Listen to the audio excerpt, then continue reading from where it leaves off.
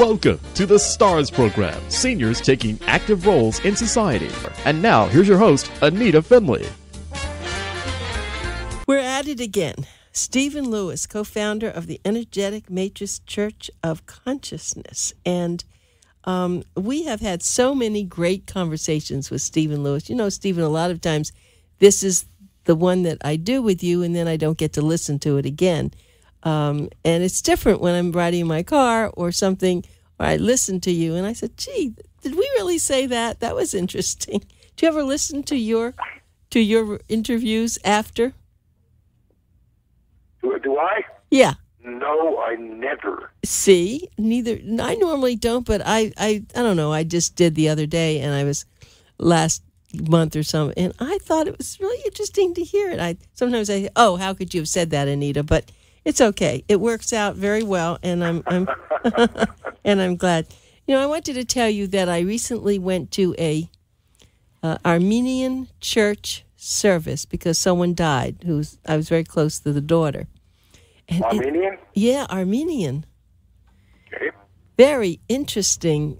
I guess they're close to the Greek Orthodox, and Yes. and all. But it's amazing how everybody has their own. I don't know what to even call it. Their own ways to think about the same thing. I find this I just saw a documentary the other day. You know, the larger topic that falls within it is religion versus spirituality, and how religion does or does not interface with spirituality. Oh, let's talk about that. I like that subject.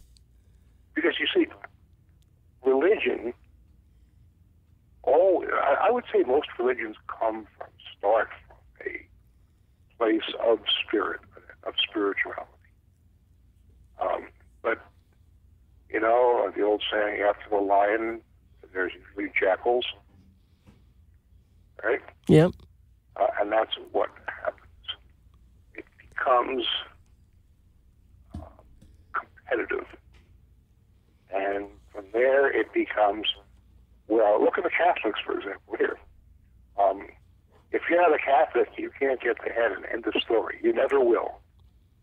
So you have one chance, and if you're not a Catholic, that's it. Bad you're not going to heaven ever. Okay? Well, I mean, it's like, first of all, it's so primitive to be, it's kind of laughable. That's number one. So you got all these different groups out there that propose, if you're one of us, you'll get to heaven. The Catholics have a leg up because no matter what you did, you can confess, which is a great idea. You know, I mean, being able to confess, it definitely helps you out quite a bit. So there's that. And it becomes a group of people who are exclusive. If you're one of us, you're one of the chosen. I say that the chosen people, but it's another group, same thing. If you're one of us, you're one of the chosen. And that is exclusivity. And what is the one word in the world that defines spirituality? It's inclusivity. We are all one. We are all part of the great hologram. Absolutely. We are all connected to each other. We are connected to each other, if you want to get into quantum physics, as part of the infinite wave. The great hologram is the wave. And all parts of the wave are in contact with all other parts of the wave. Now, in physics, this wave-like property of energy has limitations. There you go, drink of water. And the limitation basically is There's nothing you can say about energy except it is. There it is. I just told you everything about energy. That was quick. I know we've always agreed upon this, and that's what's put us together. I know, and no, I'm serious. What else can you say with energy? What does it smell like? Do you have any idea? No, it doesn't smell like anything. It doesn't have any smell. It has every smell. Right. What does it taste like? Do you have any? What it tastes like? Must be good. Like everything, like nothing. It's right. It has no properties. It has no weight. It has no time. It has no space. It is. That's it. That's all you can say about energy. Now, in physics, what is it that takes this great hologram, this great wave, and takes the wave and makes it particulate? What changes it from this great, cosmic wave into your little elbow? What does that? I don't know that, actually. I just believe it. You do it with your consciousness, with your focus. When you focus on something, you give it particulate status. Your elbow has a look. It looks like a damn elbow. And it has a feel. It's got a smell. Whatever it is. It's particulate. It is not wave-like. Now, it still is wave-like. When something becomes, transcends being its wave-like state, becomes particulate, it still is a wave. But it's also particulate. Properties. Okay, well, I have to jump in here because my last guest was a neurologist talking about Alzheimer's, and you and I have talked so much about cancer and how you have discovered that in certain people, and then you, of course, we all we are subject to this and how we can heal ourselves from this cancer, but we've never talked about Alzheimer's with this. And it must be the same because it's a disease, right? It's something. It's an energy that has caused out this disease, Alzheimer's. Well, everything is energy. Everything has its own frequency, for better and for worse. I mean, ecstasy is a particular frequency, just as misery is. Bountiful health is a frequency, and cancers have their own frequency. Alzheimer's is not the same frequency as cancer. And Alzheimer's, as a matter of fact, is kind of like a symptom of a disease frequency. Cancer is a disease, and you can see the cells change. You can see malignant cells, you can see non-malignant cells. With Alzheimer's, you don't have that kind of luxury. So the question becomes, what causes it? I have some experience with it, as you know. But I have never seen, ever seen Alzheimer's without the frequency of hereditary syphilis. And syphilis, as we know, does go to the brain. People with tertiary syphilis very often end up nuts because it's in the brain. Furthermore, I've never seen Alzheimer's without the frequency of aluminum. Now, Alzheimer's, how old is it? They made way predate aluminum. But in the Alzheimer's I've seen in my office, there was always an accompanying aluminum toxicity. And always hereditary syphilis. It's interesting. It really is. So, right. So what did your expert say? Well, no, he was talking, of course, about the clinical trials and that there are medications already on the market, but they're trying to enhance these medications, and what they want are a lot of people with mild to moderate Alzheimer's, so that they can use do the testing to see if they're on the right track. Yeah, there's a million,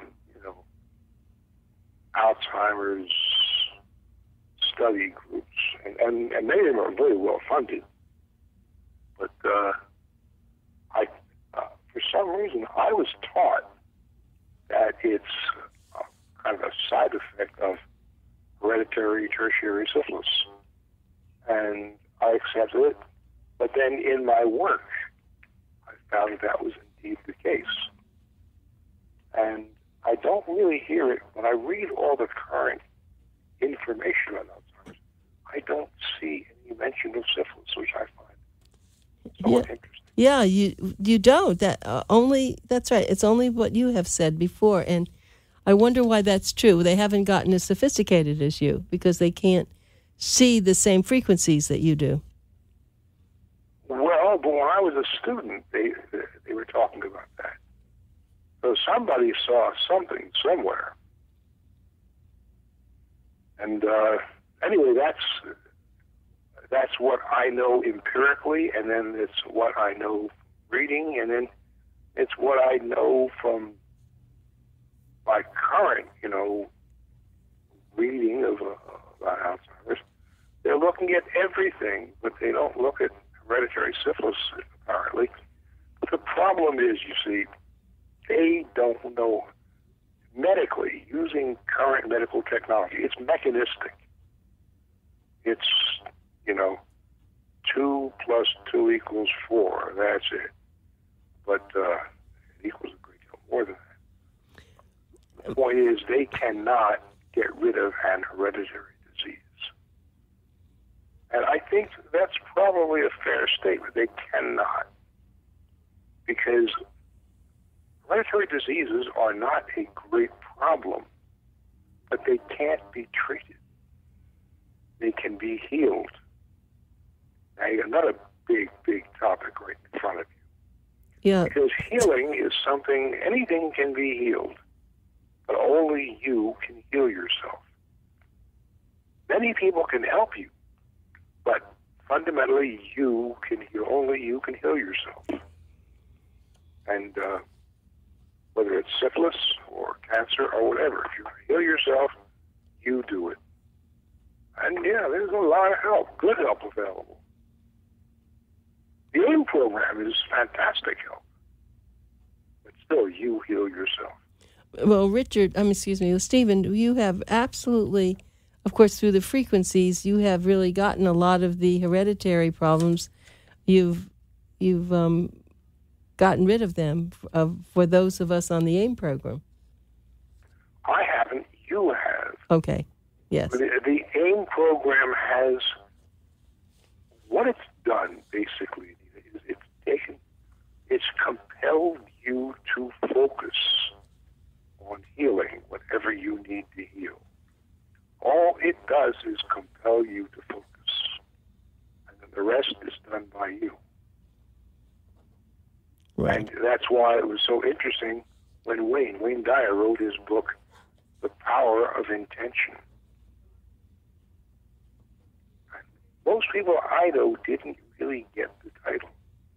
It's intention, what you intend to do. If you intend it with enough strength and conviction and focus, you are limitless. You can do anything.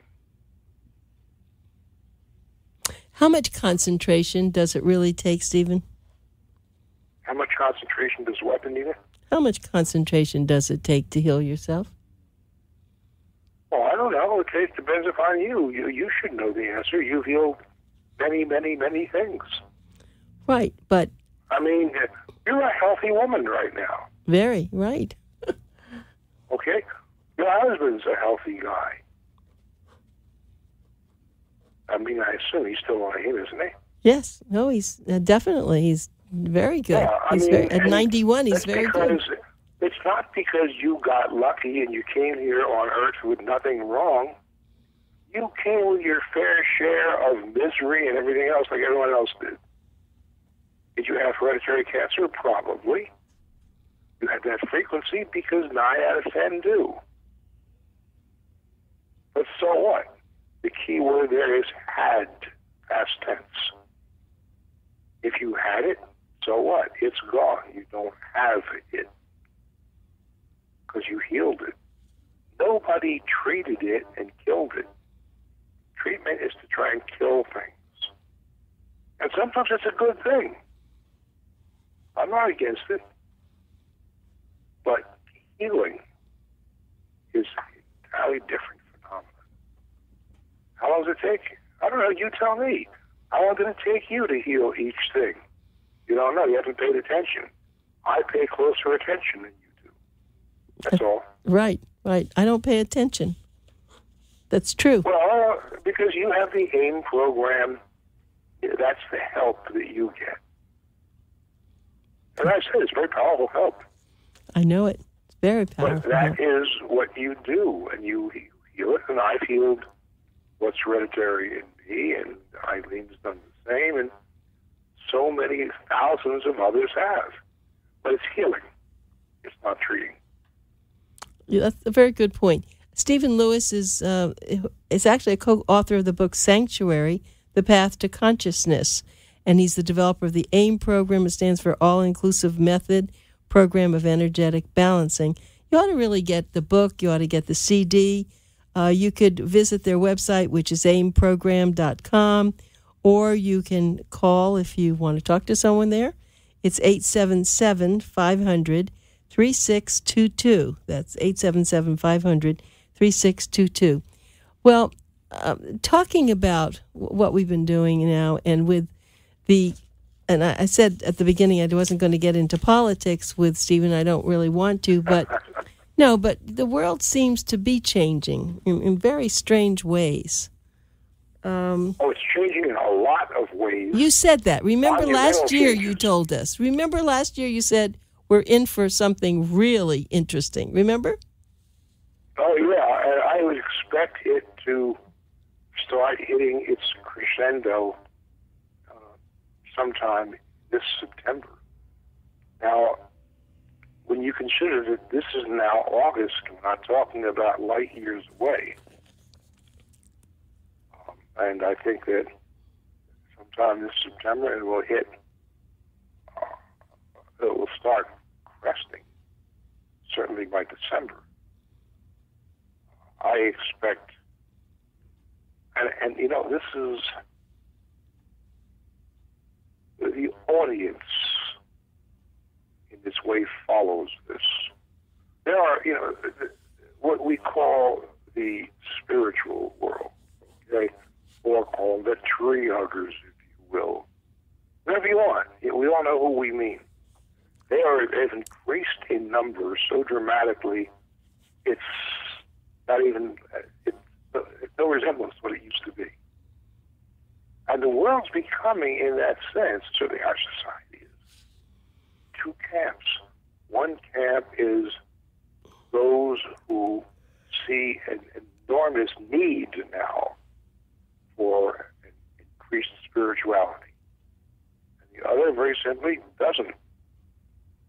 And I think that's a reflection of the current state. And I think that the latter group, those who do not see a need for more spirituality, their prospects are kind of dim.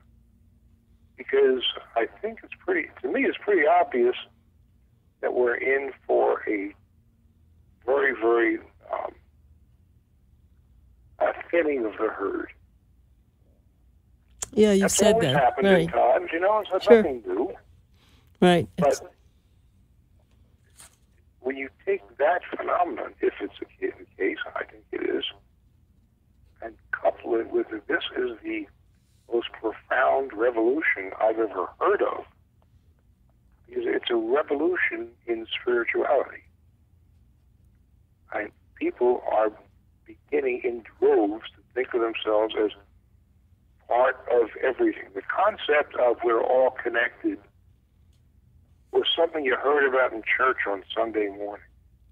I heard about it from you, too. Right. From the lunatics also. That's true.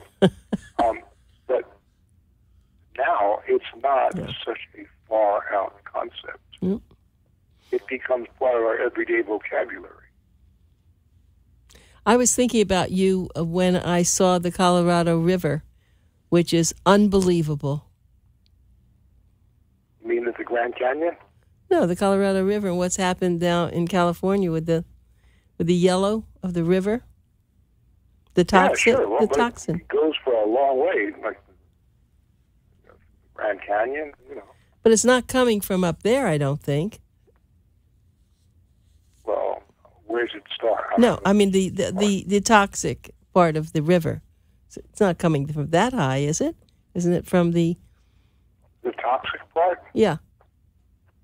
No, I don't know. I don't know where that comes from. But what is it about it you saw that was an impression? Well, it was I was in disbelief that this. I mean, I've always believed that we have to do something with the environment, of course, and I know you have. But it's just putting it in everybody's face, and you still have people who don't believe it.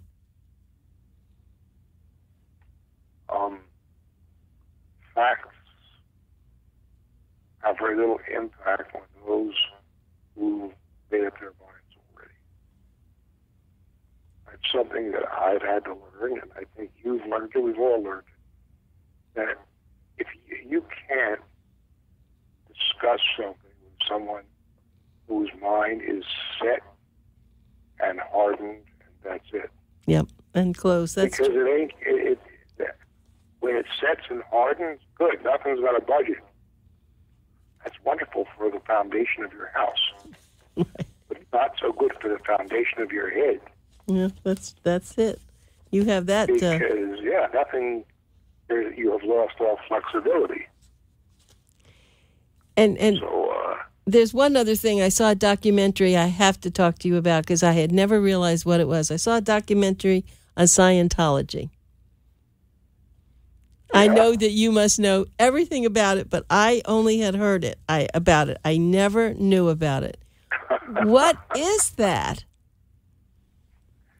Scientology. Well, what is it? A lot of things, but fundamentally, I believe it's an attempt at exclusivity. Once again, but they make it a very inclusive exclusivity.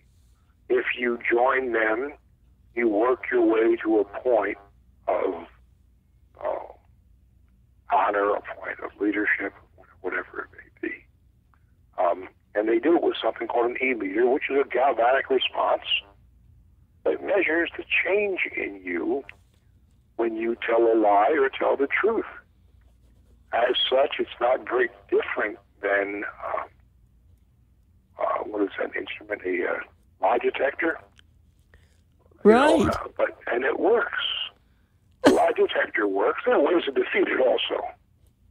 And they're pretty well known. But, for most people, when you tell a lie, there is a change in your blood pressure, a change in a number of things. And they measure this with this instrument, the E-meter. Again, a galvanic skin response mechanism. I know Scientology to some extent. When I was in practice, I had people like pretty well-known Scientologists as my patients, like John Travolta and people like that. Right, showed him. Mm-hmm. Yeah, and it was arranged for me to come there, come to what they call the Celebrity Center in L.A. as an honored guest. They were pitching me. They wanted me to be a Scientologist. Oh, right. And they were. And they didn't do it the way you walk on the street and somebody grabs your arm and says, here, take this. They were focused on me.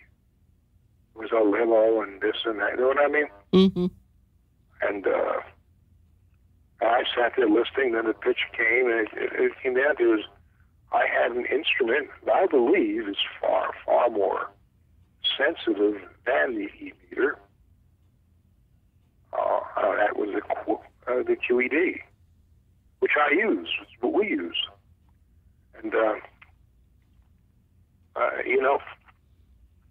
they want me to become part of them. They would take over my property, and I would be given great honors and wealth and everything else forever. Mm-hmm. Great. Did you know Ron Hubbard? A lot of people would have accepted that. Okay, wait a minute. Did you know Ron Hubbard? I never met Ron. No, never met him. Never met him. I think, but he was before my time. I see. I didn't know when. I didn't know when because I had seen this. It was a 2-hour documentary. I was quite spellbound with it. I mean, I was disgusted, but I was a kid when he was in full swing because he was there in the early the Tarzan episodes. That's when he said, "I've got to start a religion," and he did. He started Scientology, and. There are aspects of Scientology that can be incredibly valuable, but basically, as always happens, it becomes political and it becomes competitive and becomes exclusive. And that's what's happened. Becomes a power. There's always a power that has to take over everything. It's run by people. The number of administrators is almost limitless. The number of enlightened people on the planet is very, very finite, very limited.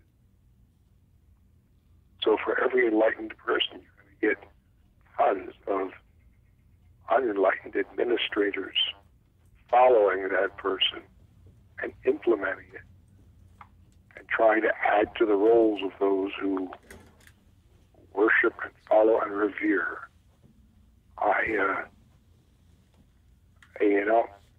Every place on the planet is a church. If you, wherever you are, if you approach that place with piety, with love, with feeling that it is part of the planet and you are part of it, you're in a church. There you are. And with that, we are going to say goodbye. And I'm so glad that I got a chance to talk to you about some of these issues. And I hope that you are doing very well. And I'm going to be looking out in September and October. And I might just fly out there to see you if I get into trouble here. Okay. Anyway, Stephen, thank you so much. Everybody, be sure to go on to their website. It's the AIM program. The AIMprogram.com, and then you'll see all that we've been talking about. It's something you ought to really think about doing and get the book. Thank you so much, and we'll talk again. Thank you for having me once again. Always a privilege, Stephen. Okay. All right, bye. Bye-bye.